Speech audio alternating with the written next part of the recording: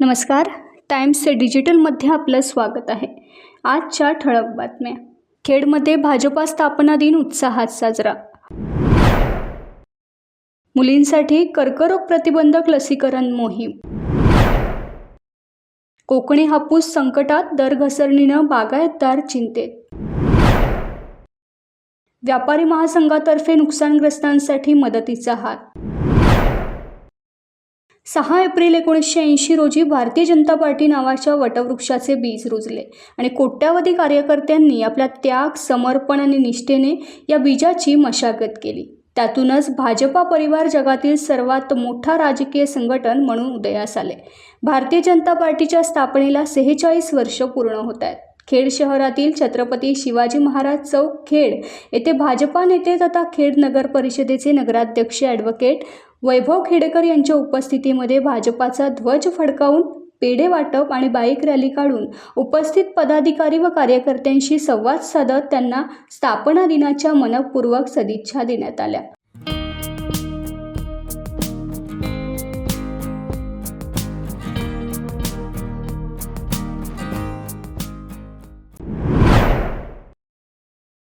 गर्भाशय मुखाच्या कॅन्सरपासून मुलींचे संरक्षण करण्यासाठी शासनानं महत्त्वपूर्ण पाऊल उचलले. 14 वर्षावरील मुलींना मोफत HPV लसीकरण मोहीम सुरू करण्यात आली आहे. खालापूर तालुक्यातील चौक येथील ग्रामीण रुग्णालयामध्ये ही लस उपलब्ध झाली असून तिचा शुभारंभ वैद्यकीय अधीक्षक डॉक्टर सविता कालेल यांच्या हस्ते करण्यात आला. पालकांनी याचा लाभ घ्यावा असे आवाहनही त्यांनी केले. सध्या कमी वयातच गर्भाशय मुखाच्या कॅन्सरचे प्रमाण वाढताना दिसतंय. भविष्यातील धोका टाळण्यासाठी मुलींना वेळेतच लस देणं अत्यंत आवश्यक ठरत आहे. यासाठी केंद्र आणि राज्य सरकारच्या आरोग्य विभागाने ही मोहीम राबवली आहे. बाजारात या लसीची किंमत सुमारे 4,500 रुपये असून शासनाकडून ती पूर्णपणे मोफत दिली जाते. या लसीचे कोणतेही गंभीर दुष्परिणाम नसल्याचेही आरोग्य विभागाने स्पष्ट केले. आपल्या बागेकडे मोठ्या आशेने पाहणाऱ्या कोकणच्या हापूस उत्पादक शेतकऱ्याच्या डोळ्यात सध्या चिंतेचं सावट आहे. वर्षभराची मेहनत आणि हापूस कधी विक्रीला जातोय याची प्रतीक्षा आता फोल ठरताना दिसते. यावर्षी निसर्गाच्या लहरीपणामुळे कोकणचा राजा हापूस दुहेरी संकटात सापडलाय.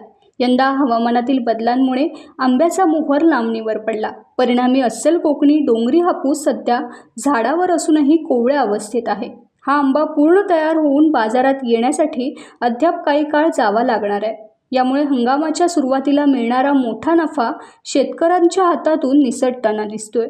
दुसरीकडे बाजारात सध्या जो आंबा दाखल होत आहे त्याला अपेक्षित दर मिळताना दिसत नसल्यानं शेतकरी हवालदिल झालाय. परराज्यातील आंब्याची आवक आणि मागणी पुरवठ्यांचे बिघडलेले गणित यामुळे बागायतदारांचे आर्थिक गणित कोलमडले आहे. दापोली शहरातील बाजारपेठेत लागलेल्या भीषण आगीत 3 दुकानं जळून खाक झालेत. उद्भवलेल्या आपत्कालीन परिस्थितीतील व्यापाऱ्यांना पुन्हा उभे करण्यासाठी दापोली शहर व्यापारी महासंघाचे अध्यक्ष संदीप राजपुरे यांनी व्यापाऱ्यांच्या वतीनं सर्वांना मदतीचं आवाहन केलं होतं. आवाहनानुसार दापोली शहर व्यापारी महासंघाची एक महत्त्वाची बैठक पार पडली. या बैठकीत नुकसानग्रस्त व्यापाऱ्यांना मदत कशी करता येईल याबाबत सविस्तर चर्चा करण्यात आली.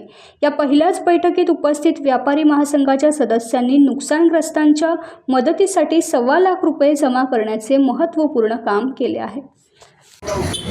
आज दापोली शहर व्यापारी महासंघाची बैठक झाली. दापोलीमध्ये परवाच्या दिवशी जळीत काम घडलं. 5 दुकानांचं पूर्णपणे काम झाले.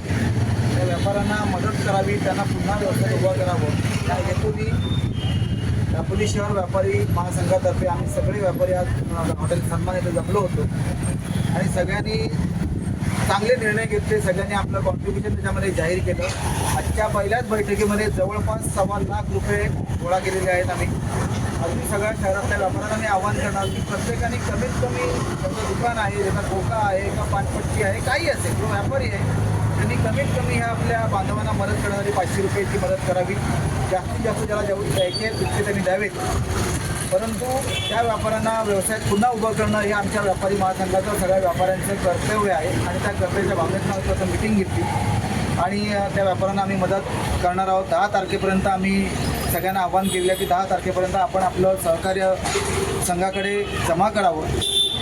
आणि सगळे एकत्रितरित्या आपण 10 तारखेला त्यांना ते मदत सुपूर्द करणार आहोत. शहरातील इतर जे व्यवसाय करतात, इतर ज्यांचे हे आहेत, वकील आहेत, CA आहेत, ज्या संघटना आहेत, त्या सर्वांना आम्ही आवाहन करतो की ज्यांना शक्य आहे त्यांनी जास्तीत जास्त सरकारच्या व्यापाऱ्यांना उभं राहण्यासाठी मदत करावी, त्यांना एक ग्रुप आपल्याकडनं द्यावा ही आमची प्रामुख्याने विनंती आहे सर्वांना. टाइम्स डिजिटलला लाईक करा, शेअर करा, सबस्क्राईब करा आणि बेल आयकॉन दाबायला विसरू नका. Times digital.